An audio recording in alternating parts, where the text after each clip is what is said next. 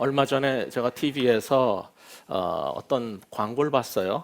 그런데 두 사람이 서로 얘기를 하는데 한쪽 화면이 이렇게 가려져 있어요. 흐릿하게 가려져 있고 그런 장면들이 끝나고 난 다음에 우리 주변에서 교사로, 한의사로, 여러 봉사자로 이렇게 탈북자들이 우리와 함께 잘 어울려서 살고 있다는 것을 보여주는 그 제목이 새터민 우리는 하나라는 공익 광고였어요.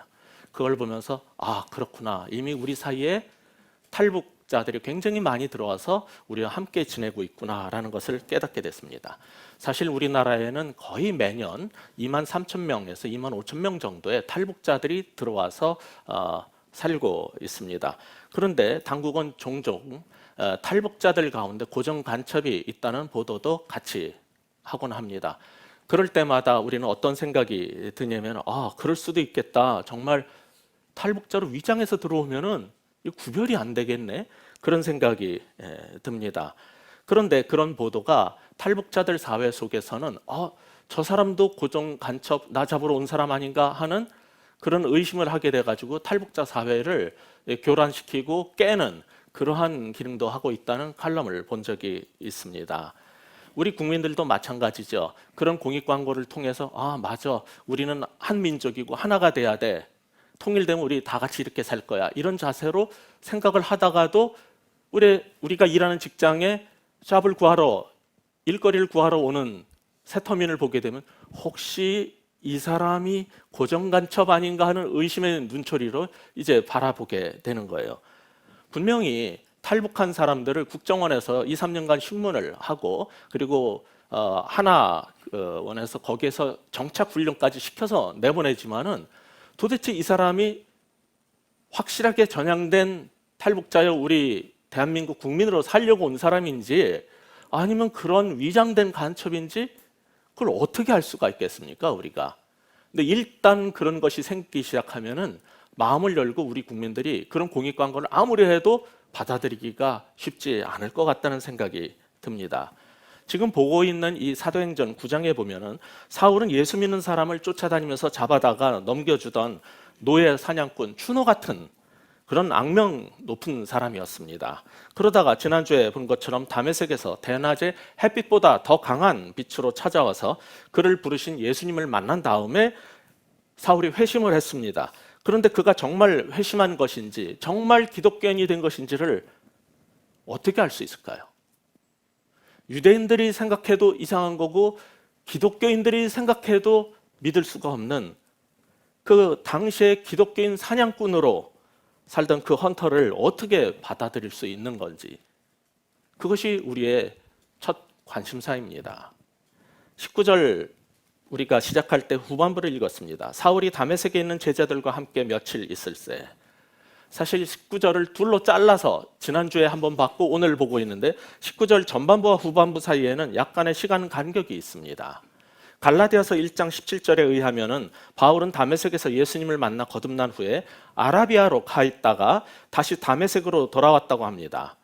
아라비아는 이 시리아나 이스라엘 지도의 오른쪽 동편 위에서는 다메섹부터 밑에는 수에즈 운하 있는 데까지 쭉 내려가는 그 영역 전체를 다 차지하고 있었던 나바테안 왕국이라고 불렸던 그곳에 있는 지역입니다.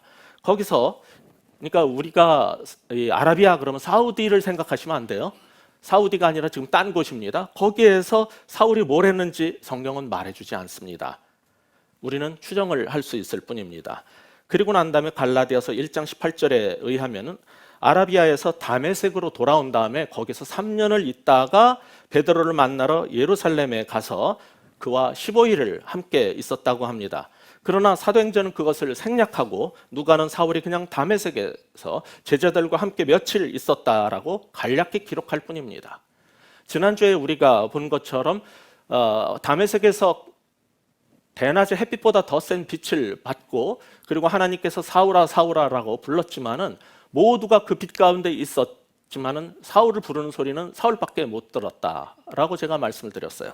그런데 성경을 자세히 잘 찾아보는 그런 분들은 7절에서 같이 가던 사람들은 소리만 듣고 아무도 보지 못하여 말을 못하고 있었더라.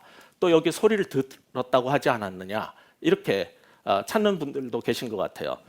이것은 그 똑같은 상황을 이제 사도 바울이 나중에 22장에서도 그 간증을 하고 26장에 가면 자신의 목소리로 직접 간증을 하는 게 나와요. 이 부분은 그 얘기를 이제 누가가 사도행전에 요약해서 기록한 부분입니다. 그래서 22장 9절에 가시면은 제가 지난번에 말씀드린 것처럼 그 빛이 모두에게 쏟아졌지만 무슨 소리가 들리는 것 같긴 하나 사울을 부르고 소명을 주는 그 소리는 아무도 못 들었다라는 바울의 그런 간증이 있죠. 그래서 약간 차이가 있어 보이지만 차이가 아니에요. 그 시각에 따라서 어느 관점에서 쓴 겁니다. 마찬가지로 갈라디아서에 나오는 그런 얘기하고 이 사도행전에 누가의 간략한 기록하고를 비교하면서 어떤 것이 옳다 그르다라고 우리는 볼 필요가 없어요. 물론 바울의 직접적인 간증이 훨씬 2번 반복된 그 간증이 훨씬 자세히 기록을 하고 있지만은 누가는 누가의 관점에서 그냥 간략하게 요약을 했을 뿐이라고 보시면 되겠습니다. 그런데 이 부분에서 희한한 것은 20절에 보면은 조금 전에 봤던 그 19절에 보면은 다메섹에 있는 제자들과 함께 며칠 같이 있었다라는 것을 통해서 분명히 사울도 제자들에게 어떤 복음에 대한 영향을 받았겠구나라는 것을 우리가 짐작하게 만들어주고 있어요.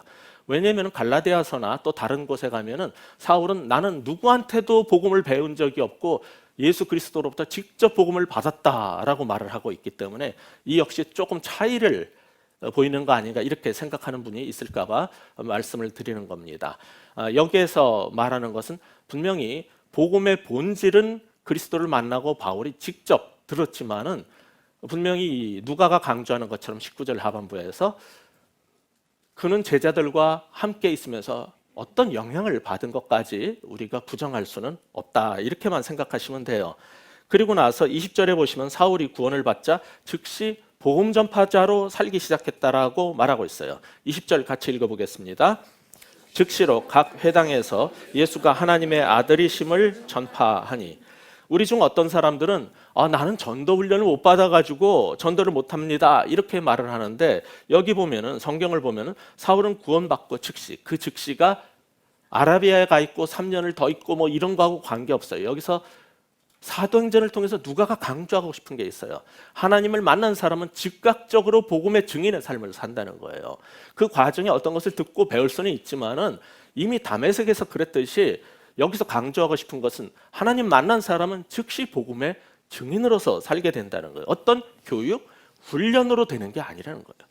사실 예수님 만난 사람을 현대교회에서는 전도 훈련 프로그램을 통해서 6개월간 잡아다가 훈련을 시키고 1년을 훈련시켜서 내보내요. 그러면 처음에 그 뜨거웠던 그 열정들이 다 사그라들고 여태까지 배우고 공부했던 걸 가지고 교리를 가르치려고 드는 걸 보게 됩니다. 그거보다는 오히려 하나도 못 배웠어도 내가 만난 예수님에 대한 그 열정과 뜨거움을 가지고 전할 때 더 많은 사람들이 주님 앞에 돌아오는 것을 우리는 여전히 보고 있어요. 사울도 그런 것입니다. 예수님을 만나고 그 뜨거운 열정을 가지고 복음을 전하는 증인이 된 거예요. 그러니까 성령을 받고 하나님 만난 사람의 공통적인 특징이라는 겁니다. 여러분도 예수님을 만났습니까? 그렇다면 그 뜨거움을 훈련을 받아야 전도할 수 있다가 아니라 그냥 내가 만난 예수님을 전하면 되는 거예요. 이 감격을 전하면 되는 거예요. 그 감격에 감동을 받아서 주님 앞에 나오는 거지 우리가 교리를 어떻게 잘 설득을 하고 가르쳐서 예수님을 믿는 게 아니에요. 그거를 여러분이 잊으시면 안 돼요. 내가 만났던 그 놀라운 주님을 그 감격만 전하시면은 충분히 우리는 전도인으로 살 수 있는 것입니다. 그런데 이 사울은 보면 전도를 하되 대담하게도 사자굴과 같은 회당에 들어가서 유대인들이 예배드리는 회당에 들어가서 그곳을 쳐들어가서 복음을 전하는 거예요. 이게 보통 강심장이 아닙니다. 도대체 어떻게 그런 게 가능한 걸까요? 사도행전 4장 31절 후반을 보면 이런 말이 있었어요. 무리가 다 성령이 충만하여 담대히 하나님의 말씀을 전하니라. 성령이 충만하면 무슨 증상이 생겨요? 담대함이 생겨요. 대담하게 복음을 전하는 그런 현상이 생겨요. 그 이후로 이렇게 성령의 충만을 전부 다 담대하게 복음을 전하는 것으로 이 9장 보고 있는 앞에 17번을 얘기를 하고 있어요. 계속 많이 나왔던 건 기억을 하는데 얼마나 많이 나왔는지 몰라서 어저께 설교 준비하다 세봤어요 제가. 17번을 똑같은 걸 반복을 하는 거예요. 오늘 본문에서도 27절, 29절에 가도 보면은 똑같이 사도행전은 성령 충만의 결과를 계속해서 복음을 담대하게 전하는 것으로 묘사하고 있어요. 이때 사울의 복음 증거를 본문 20절은 굉장히 독특한 표현을 쓰고 있습니다. 뭐냐면은 그것은 우리가 복음 전할 때 쓰는 일반적인 사도행전의 용어랑 다른 표현을 쓰고 있는데 예수가 하나님의 아들임을 전파했다라는 아주 독특한 표현을 쓰고 있어요. 2장 21절에서 누구든지 주의 이름을 부르는 자는 구원을 받을 것이다 라고 한 일에 사도행전에서 말하는 복음이라는 건 뭐냐면 예수의 이름을 부르는 거예요. 예수가 하나님의 아들이고 그가 메시아고 예수의 이름을 부르는 것이 곧 복음 증거다라는 것이 가장 원시적이면서 가장 단순한 전도의 형태였던 거예요. 사울에겐 그게 굉장히 중요했어요. 하나님을 위해서 살았는데 예수가 누군지 잡아 죽이려고 했는데 그 예수가 바로 하나님의 아들이라는 게 사도 바울에게는 가장 강력하게 와닿던 그의 첫 번째 복음의 메시지가 됐던 거죠. 그래서 사울은 예수가 하나님의 아들임을 전파했다라고 기록을 하고 있어요. 그런 사도의 이제 사도 바울이 되기 전에 아직은 사울이라고 불리던 때죠. 그때 이 전도에 대한 반응이 어땠습니까? 21절 같이 읽어볼까요? 듣는 사람이 다 놀라 말하되 이 사람이 예루살렘에서 이 이름을 부르는 사람을 멸하려던 자가 아니냐, 여기 온 것도 그들을 결박하여 대제사장들에게 끌어가고자 함이 아니냐 하더라. 그렇게 뜨겁게 복음을 전하자 모두 충격을 받았어요. 놀랐어요. 여기는 기독교인을 뭐라고 부릅니까? 예수의 이름을 부르는 사람이라고 칭하고 있어요. 그의 이름을 부르는 사람이 기독교인이에요. 그리고 사울은 그들을 잡아서 멸하려고 한다라는 표현을 쓰는데, 멸한다, 이것은 바퀴벌레를 박멸한다 할 때 그런 표현하고 같은 거예요. 없애버린다라는 굉장히 강한 표현입니다. 이렇게 기독교인들에게 최악의 위협의 대상이었던 사람이 복음을 전하다니 사람들은 충격에 빠질 수밖에 없었어요. 사람들의 이런 당혹감에 대한 사울의 반응은 뭐였습니까? 22절 같이 보죠. 사울은 힘을 더 얻어 예수를 그리스도라 증언하여 다메섹에 사는 유대인들을 당혹하게 하니라. 계속 그는 더 힘을, 남들이 놀래고 그를 핍박할지언정 그는 더 강력하게 더 힘을 얻어서 전도로 응답을 합니다. 그러니까 그곳에 있던 사람들은 더 당황할 수밖에 없는 거예요. 기독교인들을 잡으러 다니는 이 추노 같은 사람을 어떻게 기독교 전도자로 만들 수 있는지, 그 대반전이 바로 하나님의 역사인 거죠. 하나님은 그렇게 일하시는 분이에요. 도저히 말도 안 되는 사람을 불러가지고 하나님의 종으로 삼으시고 그를 가장 핍박하고 미워하던 사람을 통해서 하나님은 복음을 전하시는 이런 대반전의 주님이시죠. 그런데 우리도 하나님 믿고 우리 구원받았다는 말을 하지만 이 사울이 구원받은 것이 분명하다. 그의 믿음의 진정성을 무엇을 통해서 알 수 있습니까? 누가 만나가지고선 교리문답을 했습니까? 교리 분석을 했습니까? 그런 식으로 알 수 있는 게 아니에요. 사울의 경우는 많은 사람들이 너무 놀라고 의심했지만은 지속적으로 그리고 담대하게 예수님을 전하고 전도하는 것으로서 그의 믿음, 그의 회심의 진정성을 증명한 거였습니다.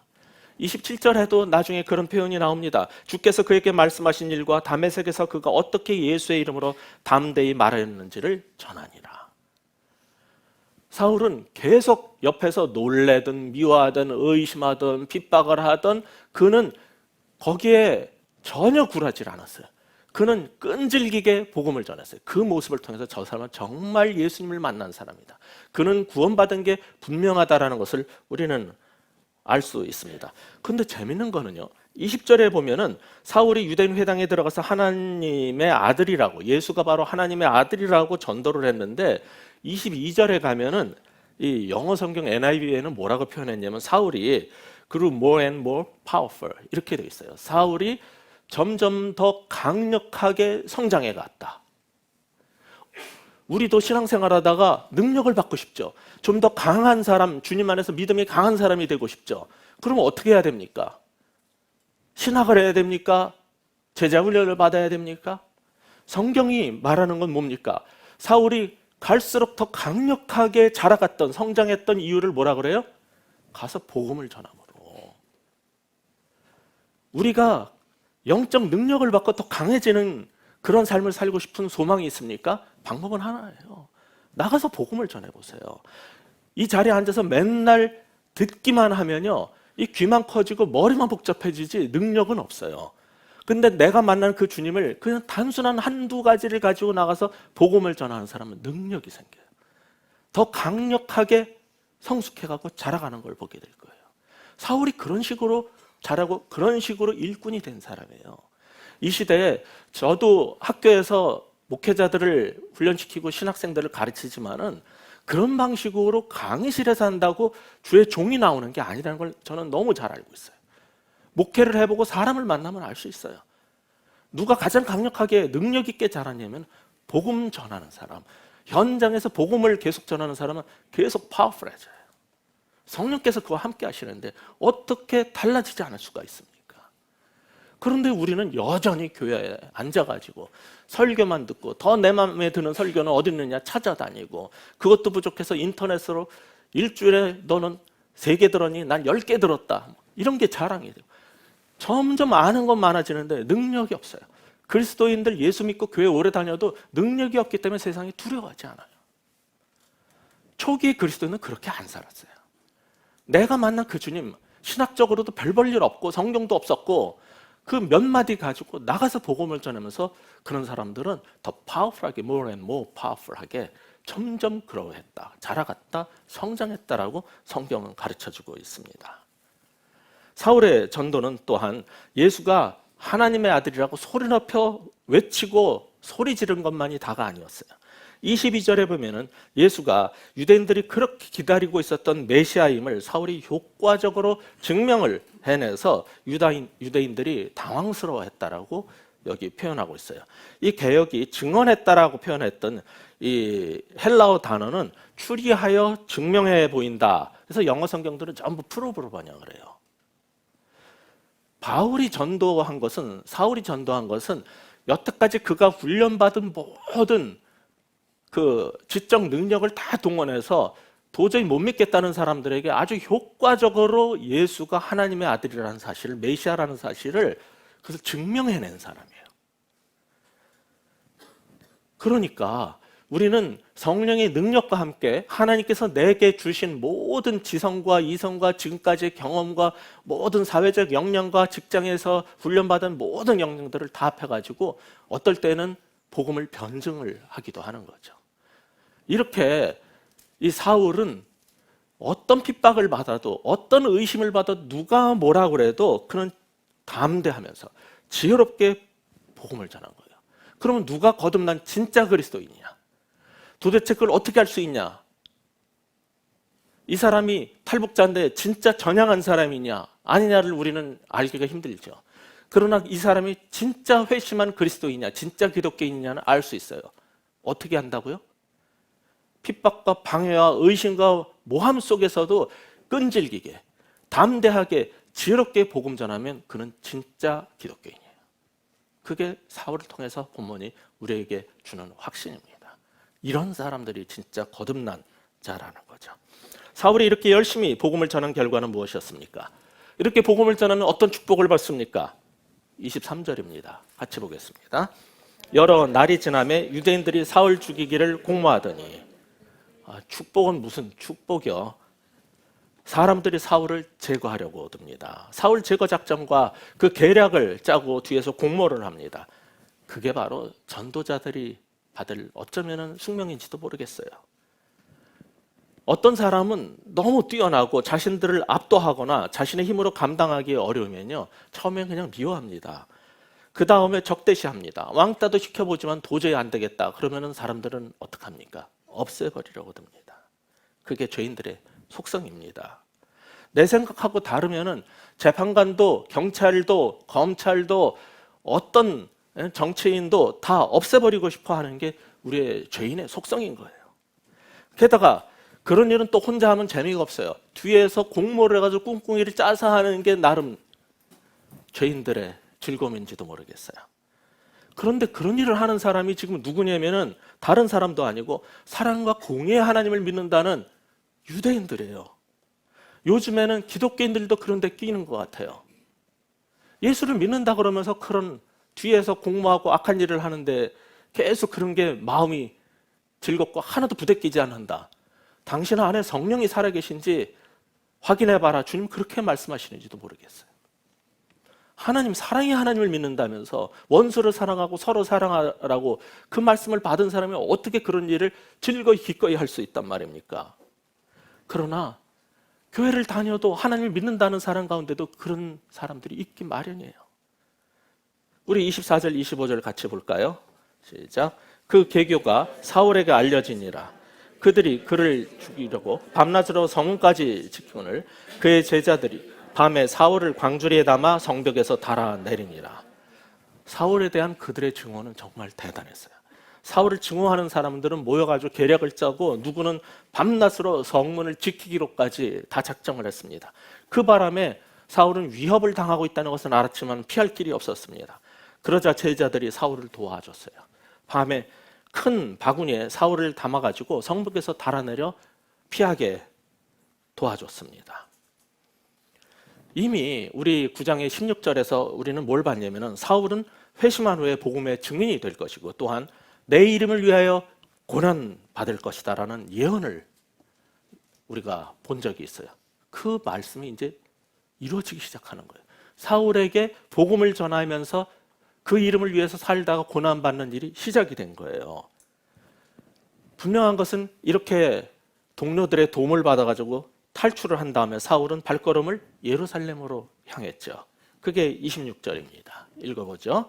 사울이 예루살렘에 가서 제자들을 사귀고자 하나 다 두려워하여 그가 제자됨을 믿지 아니하니 예루살렘에 가서 사울은 같은 믿음을 가진 신앙 안의 형제 자매들과 제자들과 사귀고자 했어요. 그런데 그들은 사울도 예수의 제자가 됐다는 사실을 믿어주지를 않습니다. 탈북자를 체포해서 넘기던 보이부 사람들이 세터민 모임에 나와가지고 나도 남한에 정착하고 살려고 왔다라고 그러면은 누가 믿어주겠습니까? 그게 쉽게 믿어지겠습니까? 거의 비슷한 상황이었을 거예요. 다메섹에서는 이 사울이 유대인들한테 쫓겼어요. 예수님 만나고 이제 예루살렘 본토로 가면은 나아질 줄 알았는데 거기서는 이제는 믿는 그리스도인들이 안 믿어줘요. 이게 얼마나 비참한 일입니까? 이쪽 가도 안 믿어줘요. 저쪽 가도 안 믿어줘요. 모두 다 나를 의심해요. 그 상황처럼 세상 살 때 힘든 게 어디 있습니까? 이런 걸 보면은 예수 믿기 전에도 잘 살아야 돼요. 너무 사람들이 원망받는 일을 계속하고 살다가는 예수 믿고 나서도 참 힘들어지는 것 같아요. 바울은 그 일을 당하고 있어요. 아무도 안 믿어주는 거예요. 그때였어요. 27절 같이 읽어보겠습니다. 바나바가 데리고 사도들에게 가서 그가 길에서 어떻게 주를 보았는지와 주께서 그에게 말씀하신 일과 다메섹에서 그가 어떻게 예수의 이름으로 담대히 말하였는지를 전하니라. 바나바가 사울을 도와주는 거예요. 바나바라는 이름은 4장 36절에서 보듯이 격려의 위로의 아들이라는 뜻이죠. 성령이 파라클레시스라는 표현을 쓰잖아. 파라클레시스라는 단어는 뭐냐면은 위로의 영이다라는 뜻이에요. 그 성령을 위로의 영을 받은 바나바는 위로의 사람이 된 거죠. 그는 기독교 역사상 가장 위대한 일 중에 하나를 했는데 오직 바나바만이 사울의 회심의 진정성을 발견하고 그를 알아봐 줬어요. 아무도 알아봐 주지 않을 때 그를 알아봐 줬어요. 그리고 어느 누구도 믿어주지 않았는데 그를 믿어줬어요. 그리고 사도들에게 데리고 가서 추천을 해줬어요. 그렇게 해서 사울은 예루살렘의 사도와 방불하게 이방인의 사도로 세움을 받을 기회를 갖게 된 겁니다. 그 결과 우리는 한 가지 깨닫는 게 있어요. 어떤 사람이 내 친구일까? 어떤 사람이 내 형제일까? 우리 주변의 직장에서 난 당신이 좋아, 함께 하고 싶다, 이런 사람 많잖아요. 근데 가끔 누가 내 진짜 친구일까 궁금할 때가 있죠. 여기 보면은 수많은 그리스도인들이 이 사울의 회심을 믿어주지도 않고 알아주지도 않을 때 이 바나바만이 그를 믿어주고 알아줬어요. 그리고 그를 추천했어요. 즉 뭐냐면 아무도 믿어주지 않을 때 신뢰해주는 사람이 진짜 친구인 거예요. 아무도 믿어주지 않을 때 신뢰해주는 자가 진짜 내 형제인 거예요. 누가 내 형제냐? 누가 내 자매일까? 궁금하십니까? 이거예요. 아무도 당신에게 관심이 없을 때, 아무도 내가 힘들 때 뭐라 그러는 사람 없는데, 아무도 나를 믿어주지 않을 때 나를 믿어주고 신뢰해주는 그 사람이 진짜 형제예요. 우리는 너무 힘들게 외롭게 이 시대를 살아가고 있어요. 그 속에서 정말 교회 다니면서 수많은 사람이 수백 수천이 한 자리에 앉아서 비좁게 어깨를 맞대고 예배를 드리지만은 떠나가고 나면은 내 친구, 내 형제 하나도 없고 모두 다 우리는 형제 자매라고 부르는데 도대체 내가 힘들 때 호소하고 기도해 달랄 사람도 없을 때 도대체 누가 내 형제냐? 의문이 떠오르시죠? 그때 누가 내 형제라고요? 누가 내 진짜 형제라고요? 예, 집에 가면은 우리 가족들이 있겠죠. 그런데 피를 나눈 가족보다 성령 안에서 형제되고 자매된 사람들이 아무도 나를 믿어주지 않고 부모님도 네가 잘못했으니까 회사에서 그 꼴을 당하지 할 때 나를 믿어줄 수 있는 그 사람이 진짜 내 형제인 거예요. 사람들은 그러한 형제 찾기에 지금 갈급해 있어요. 여러분이 바로 그런 사람이 되줬으면 좋겠어요. 이 시대에 바나바가 돼주셔야 돼요. 아무도 나를 믿어주지 않을 때 외롭고 집에 가서 고통 속에서 눈물로 밤을 지새우는 사람들에게 내가 너를 믿는다라고 말해줄 수 있는 그런 바나바 같은 사람이 될 수 있다면 우리가 진짜 형제가 되고 자매가 되는 거죠. 누가 진짜 거듭난 사람이라고 그랬습니까? 핍박이 와도 박해가 와도 환란이 와도 끝까지 끈질기게 복음을 전하는 것을 보이는 사람이 진짜 구원받은 자라고 그랬죠. 누가 진짜 내 형제 자매라고요? 아무도 믿어주지 않을 때 나를 믿어주는 그 사람이 내 진짜 형제인 거예요. 이 세상이 불행한 것은, 살기 힘든 것은 아무도 서로 믿어주지 않기 때문입니다. 정말 선진국이라는 건 뭐냐면은 신뢰도가 높은 사회예요. 그런데 돈을 아무리 많이 벌어도 우리나라는 얼마나 잘 살게 됐습니까? 수십 년 전에 비해서 엄청나게 잘 살게 되고 선진국 반열에 올라간다 만다 이런 소리를 하지만은 우리나라는 국제 기준으로 볼 땐 여전히 개발도상국 이하예요. 왜냐하면 우리는 불신사회예요. 정말 너무 못 믿어요. 작년 9월 27일 날 오후 퇴근길에 4호선 지하철역 안에 임신 27주 된 유모 씨가 이제 노약자석에 앉아 있었어요. 그런데 과천역에서 70대 노인이 하나 타서 그 유 씨 앞에 서가지고 일어나라 그런 거예요. 자리를 양보해라. 노약자석이니까 내가 앉겠다 그랬어요. 유 씨가 나는 임신부입니다. 물론 여기도 임신 배려 패도 달고 있었다고 합니다. 그랬더니 그 노인이 다짜고짜 그 임신부의 옷을 확 걷어 올린 거예요. 네가 진짜 임신부인지 나는 믿을 수가 없다. 확인해 보겠다 그런 거예요. 이거 못 믿겠다는 거예요. 왜냐하면 전부 다 노약자석에 임신부도 아닌 사람들이 앉아 있었나 보죠. 이 노인 입장에서도 못 믿겠는 거예요. 그러니까 옷을 까뒤집은 거예요. 그 여자는 얼마나 당황스러웠어요. 분명히 배가 나와 있는데 믿을 수가 없다고 그것을 가격을 했어요. 그래서 소리를 지르고 울고불고 난리가 나서 주변 사람들이 경찰에다 신고를 해서 그 다음 인덕원역에서 경찰들이 타가지고 그 노인을 데려갔어요. 저는 이것이 이 시대를 대변하는 가장 대표적인 사건이라고 생각합니다. 노인은 노약자석을 노인만을 위한 석이라고 생각하지 약자를 위한 석이라고 생각하지 않아요. 그것은 자기중심적인 거죠. 나이들은 나만이 앉을 수 있지 약자가 앉을 수 있는 자리가 아니라고 생각했는지 모르겠어요. 또 한 가지는 내가 임신부라고 밝혔어도 그리고 패를 달고 있어도 그 말을 들어도 못 믿겠다는 거예요. 확인을 해도 못 믿겠다고 걷어차는 거예요. 이게 지금 이 시대의 모습이에요. 왜 우리나라가 분열을 하고 힘들고 진보 보수가 뭐가 그렇게 대단합니까? 남북으로 나뉘는 것도 그것도 모자라서 동서로 나뉘고 같은 국민끼리 하나가 되지는 못할 망정 서로 미워하고 죽이겠다고 그러는 이 사회가 이게 불신의 사회인 거예요. 이 불신의 사회 속에서 아무도 나를 믿어주지 않을 때 정말 예수님의 이름으로 믿어줄 수 있는 사람, 그 사람을 이 사회가 필요로 하지 거대한 건물을 짓고 십자가 빨간 걸 다는 것을 사람들이 기대하지 않아요. 사도행전은 우리가 지금 어떻게 살아야 될지를 계속 말하고 있는 거예요. 사울도 거듭나고 그리스도인이 되었지만 아무도 믿어주지 않을 때 바나바의 신뢰와 위로와 추천으로 말미암아 하나님 나라에서 크게 쓰임받는 이방인의 사도로 세워질 수 있었어요. 바나바는 아무도 믿을 수 없는 그 무시무시한 기독교인 사냥꾼인 사울을 추천했는데, 이거 잘못 추천하면요 같이 도매금으로 넘어가는 거를 바나바가 몰랐을까요? 어떤 사람을 그렇게 정말 옛날에 게다가 악행을 하던 사람을 추천할 때는요 그 위험성이 있다는 걸 알아요. 그러면 바나바는 어떻게 그런 추천을 할 수 있었을까요? 이타심이에요. 그리고 오직 진실을 위해서 정말 내가 썩어지고 땅에 떨어져 죽는 미랄이 되고 어떤 피해를 볼지라도, 즉 자기 희생적인 마음이 있었던 거예요. 진리와 진실을 위해서는 나 희생돼도 좋겠다라는 각오 없이 그런 일 못합니다. 바나바는 그냥 위로의 아들이라서 그냥 쉽게 한 거라고 저는 생각되지 않아요. 그도 사람인데 별의별 생각 머리에 안 떠올랐겠습니까? 이거 잘못 추천했다가 나까지 내 명예에 손상이 가면 어떻게, 이 생각이 안 들었겠습니까? 근데 한 거예요. 그렇게 해서 사울이 그리스도인 공동체에 안전하게 정착할 수 있게 된 거죠. 28절 29절 볼까요? 사울이 제자들과 함께 있어 예루살렘에 출입하며 또 주 예수의 이름으로 담대히 말하고 헬라파 유대인들과 함께 말하며 변론하니 사람들이 죽이려고 힘쓰거늘. 이렇게 해서 사울은 제자들과 함께 예루살렘에 들랑달랑 할 수 있게 됐다는 거예요.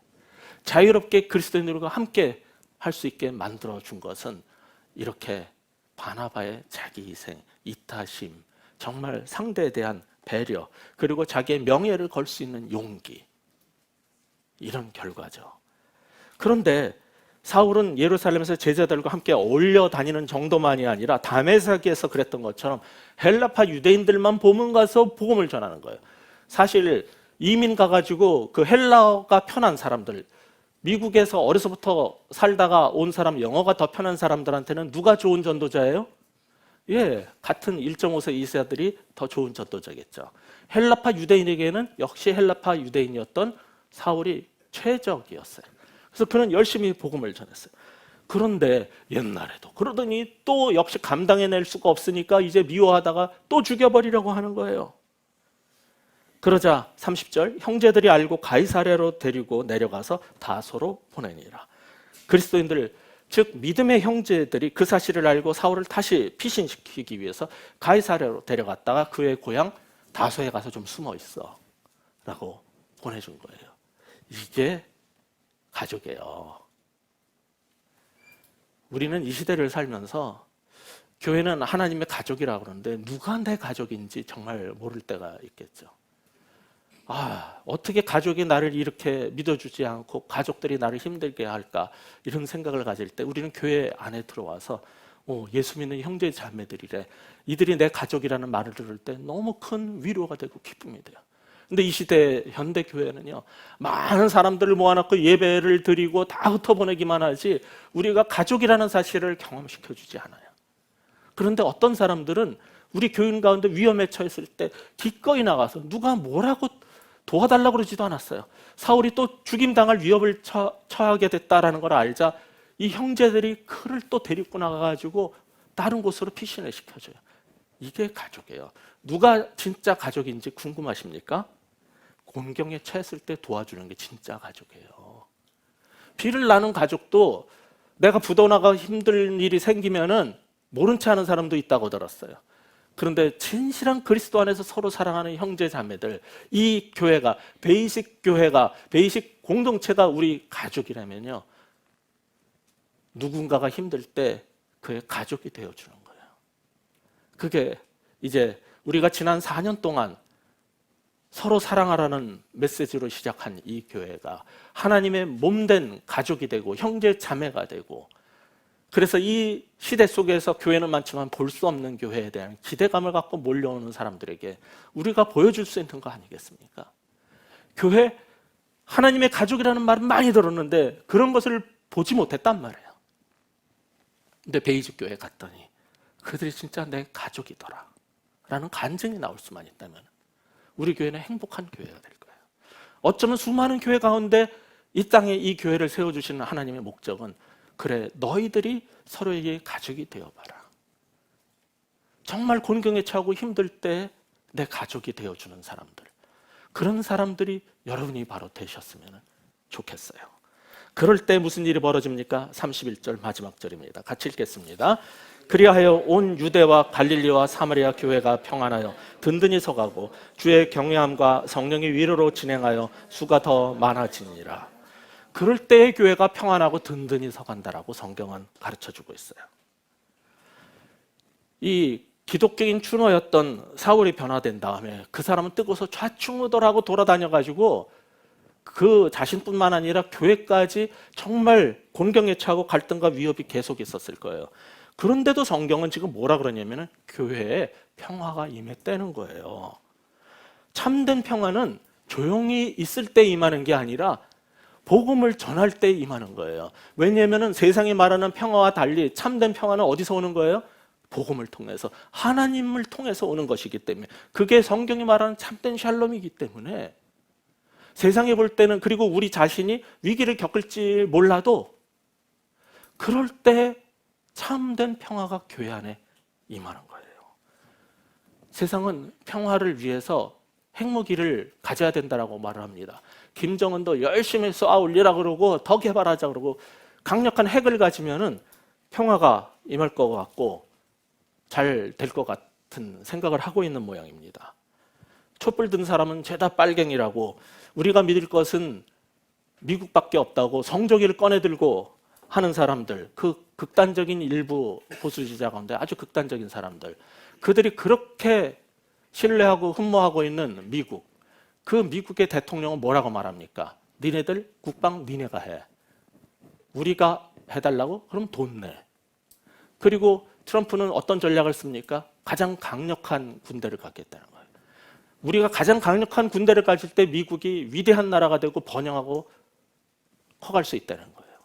힘, 파워, 권력, 핵무기를 가질 때 평화가 옵니까? 성경은 그렇게 말하지 않아요. 미국 사회를 적나라하게 파헤친 보보스라는 책으로 유명해진 데이빗 브룩스라는 사람이 인간의 품격에서 지적한 것처럼 지금 이 시대는 누구나 더 부유해지고 싶고 더 커지고 싶고 더 유명해지고 싶은 빅맥이 아니라 빅미의 시대라고 그래요. 빅미. 내가 커져야 되는 거예요. 이 시대 지금 어떤 정도냐면 지난 20년 동안 미국은 내가 너무나 중요하고 다른 사람의 이목을 끄는 사람이 되고 싶고 나는 특별하게 사람들 앞에서 나를 자랑하고 싶고 누군가 내 일대기를 써야 한다는 이 자아도취 현상을 가진 사람이 30%가 늘었다는 거예요. 제가 볼 때 우리나라는 더 심해요. 1976년 사람들한테 인생의 가장 중요한 목표가 뭐냐 그럴 때 명성이라고, 내가 유명해지는 거라고 대답한 사람은 16개 항목에서 이게 15위에 해당했어요. 그런데 2007년에는 51%가 내가 유명해지는 게 내 인생의 목표라고 그랬어요. 그래서 지금 애들 공부하려도 안 하고 다 K-팝 뭐 이런 거 스타 이런 데 나가고요. 다 오디션 나가고 연예인 되려고 그러잖아요. 왜? 옛날에나 판검사 의사가 좋았지 이제 이거 아무것도 아니라는 거를 얘네들이 알았어요. 유명해지고 싶은 욕구가 더 커진 거예요. 이게 빅미의 시대라는 거예요. 내가 커야 되는 거예요. 그런데 이 뉴욕타임스의 칼럼니스트였던 데이빗 브룩스는 자기를 내세우기보다 대의를 중시하고 더 큰 목적으로 해서 자신의 한계와 문제를 인정하며 욕망과 본성을 억누르고 절제하는 그런 미덕을 가진 사람, 그리고 세상의 부름이 아니라 소명으로서의 천직에 헌신하며 사는 리틀 미, 작은 나를 가진 사람들이 많아질 때 세상은 가장 행복해진다라고 가르쳤어요. 세상에서 어떻게 성공하느냐가 아니라 어떻게 살아내야 되느냐가 더 중요하다라고 그는 역설했어요. 이건 웬만한 목사님들의 설교보다 더 성경적인 메시지예요. 놀라울 정도예요. 그런데 그리스도인들이 바로 그 정신을 왜 모르고 더 큰 빅미가 되고 싶고 리틀 미를 가르치는 것은 세상에서 파멸하는 길이라고 확신을 갖고 삽니까? 왜 기독교인들마저 그 모양입니까? 우리는 세상의 평화는 자기 자신을 죽이고 리틀 미가 돼버리고, 그렇게 잘나고 위대했던 사울이 그 모든 것들을 배설물같이 여기고 자기를 죽이겠다고 달려들어도 대의를 위해서, 하나님의 부르심을 위해서, 그 소명을 위해서 살았을 때 온 유대와 예루살렘과 사마리아까지 전부 온 교회 평화가 임했다는 것을 지금 봤어요. 그리고 어떨 때 교회의 그 수가 늘었습니까? 성령이 위로의 영이 함께 하실 때 늘었어요. 그것이 진정한 하나님 나라의 확장의 길이고 부흥의 길이지, 우리가 위대해지고 우리 교회가 더 큰 건물을 갖고 더 많은 사람을 모으고 하는 것이 빅처치의 꿈이 하나님이 말씀하시는 길이 아니라는 것을 세상 사람들도 깨달았건만 왜 우리 그리스도인들은 이 사실을 깨닫지 못하는지 답답하고, 그것이 바로 이 사도행전의 메시지인데, 성령을 받는 이유는 능력을 받기 위해서는 무슨 능력? 답도 없는 그 능력. 성경이 말하는 성령 충만은 담대한 복음의 증인이 되는 것이고, 그 성령이 임하시면 위로의 영이 되고 그를 용납하고 받아들이고 사랑하고 세워주는 영인데, 도대체 무엇을 위해서 사도행전을 보고 있는 것인지 주님은 오늘도 사도행전의 설교를 듣고 성경을 읽는 사람들한테 묻고 싶으실 겁니다. 이 시간 분명한 사도행전의 메시지를 알았다면 우리 자신이 그런 삶을 살 수 있는 사람 되시기를 주의 이름으로 축원합니다. 기도하겠습니다. 하나님 아버지, 이 시대 빅맥처럼 우리도 빅미 커지고 싶은 것이 우리의 욕망일지언정, 그럼에도 불구하고 자신을 복음을 위해서, 하나님 나라를 위해서 초계와 같이 내어진 사람 때문에 우리가 복음을 들었고, 그런 분들을 통해서 우리가 이 교회를 다니게 됐고, 지금도 그런 사람들 때문에 우리가 위로를 얻고 형제가 되어주고 가족이 되어주는 것을 보고 있습니다.